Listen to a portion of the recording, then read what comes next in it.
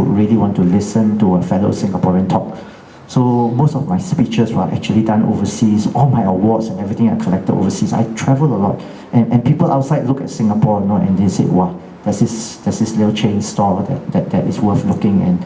And we do a lot. But the last 1 or 2 years has been my first time engaging, and many times we give talks of different stuff, and I find that people are really interested, to know what we have done and how we are able to achieve this.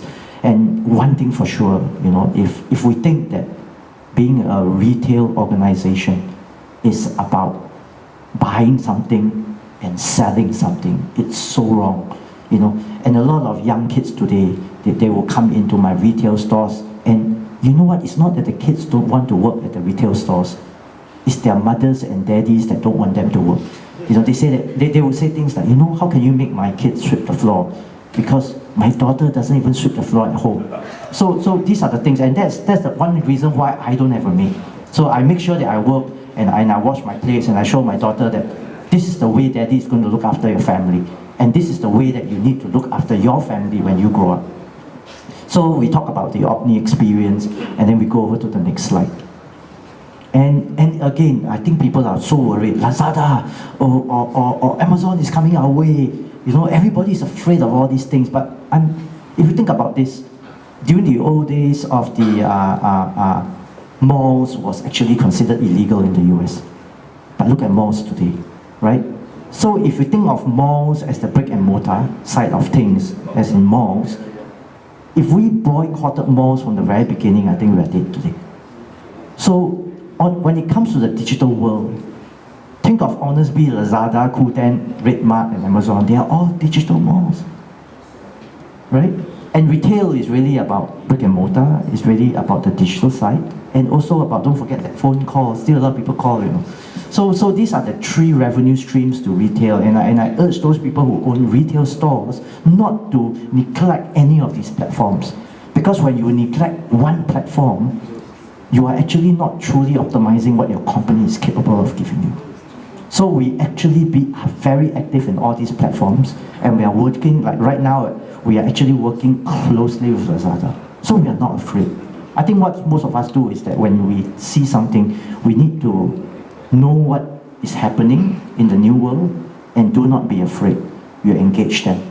Instead of running away, we say, how can we be good partners? And how can we exploit these new platforms so that we could do better? And then we move over to, again, that's all I have because I've only got 10 minutes. And that's me, right? My youngest brother, Waiho, he's a real rascal, okay? Montfort will remember him. But you know what? The very interesting thing about this is that I was just sharing with some of the guys here. I said, really, boys grow up later. So if you think that, oh, my son, he's so terrible in Sec 1 to Sec 4, but they do grow up later. Okay, I think what we need to do is give our children space, okay, and make sure that our teachers engage them, and you'll be surprised that your little rascal can grow up to be quite a nice gentleman, just like my youngest brother. Okay? So thank you very much. That's all. And my youngest brother was also from Montfort. Okay. Okay. Thank you, Mr. David, for sharing your retail story with us. As you can see, retail business is tough, and what Mr. David has advised is you have to move on with the changes. Embrace the changes. Change is the only constant now. So I think later on during the networking timing, so you can have some time, you can talk to him for those, especially for those who are in the retail business. So for our last speakers for today, he's actually my former classmate, and I'm actually very glad that he's able to join us today because of the nature of his job, he actually has to travel around the region as well, very often. And I think most of you will know that F&B sector is probably one of the toughest as well, long hours, very stiff competitions for the consumer's dollar. And of course, this is very close to the consumer heart as well. So what I can remember even until now is that when Marche has their first store in Singapore, it was at Heeren. The concept was so new, so me and my friends, I think we were still in secondary school, we will go there after school, trying to go there when you have saved enough money to enjoy the experience as well. Just to share something more about the speaker, he has also worked in IE Singapore, assisting our local companies to expand overseas, and also he has also helped Brozet in the overseas expansion as well.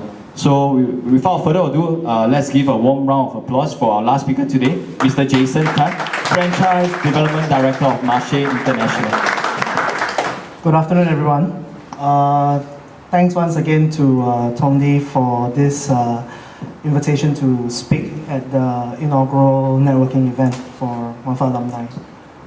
When I first got a call or text from Tong Di, I was like, hey, are you sure you are reaching out to the right person? I'm just, in a way, starting out my career and looking at the kind of profile of speakers my fellow speakers are invited to. My career is not as decorated or as illustrated as the former two speakers. But I said, no, it's okay, just come back, do a sharing. It's informal, we just want to hear about your experience, what you've done so far. And to me, I thought, it's also maybe a good opportunity for me to hear from the two speakers and also learn along the journey. Myself, I'm a true blue Montfortian. My family is a true blue Montfortian family. I have 3 uncles. They are formerly Montfort, from Montfort. One of them is a classmate of Mr. Lee Tong Juan.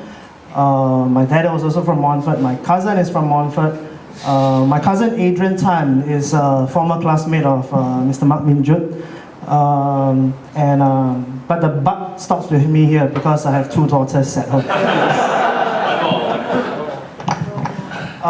So just to talk a little bit more about what I've done so far. Previously, my career was a little bit more run-of-the-mill. I started out in the government sector with International Enterprise Singapore. That was formerly known as the Trade Development Board.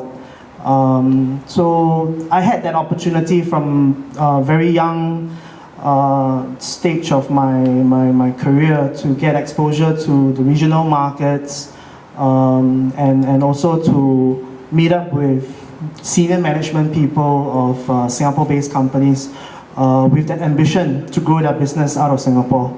And through a job like that, you get to appreciate what some of the challenges and that the Singapore-based companies like Pinnacle Center they do encounter. Singapore is only but so big a market. The world is a lot more bigger than that. There are a lot more business opportunities in our neighboring markets, but along with that comes with it a very different business environment. Sometimes when I meet up with people, I say, look, we are very used to the by right way of doing things and doing business in Singapore, because Singapore is so structured, it's so transparent. That in a way helps us to see how we should do from step A to step Z in setting up a business. But when you try to bring that knowledge of how you should go about setting up a business into a neighboring market, you threw that out of the equation altogether, because there are so many variables that come in play. And that to me was a very interesting part.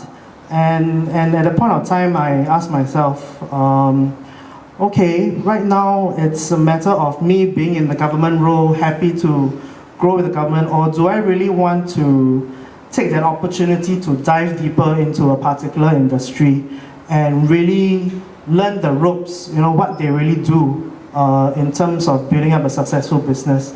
I was evaluating my options. I was like, I'm not going to go into oil and gas. I'm not going to go into real estate. The passion is in F&B, so all right, I've made a decision to do F&B. At a point of time, people were like saying, hey, why leave a nice paying job that pays you a good bonus every year being a public servant and just taking on going into deep unknown. F&B at that point of time, as with the retail industry, was coming down because of the economic conditions. But I say, hey, look, everyone still needs to eat. Everyone still needs to go out to a restaurant once in a while. It will, if a business is doing fine, it will not, be bankrupt the next day.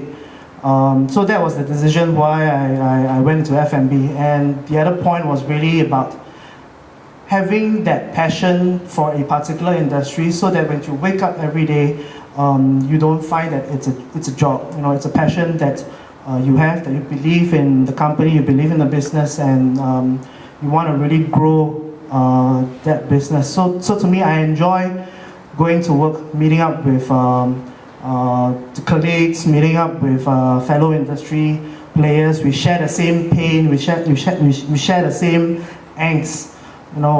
Singapore as a whole, when you talk about F&B, I think a lot of people at one stage of their career may say, hey, I've had enough of this. I probably want to be my own boss. And one of the easier way to go about with it may be to take on a franchise. And if you take on a franchise, it could be across various industries. It could be in retail, it could be in enrichment.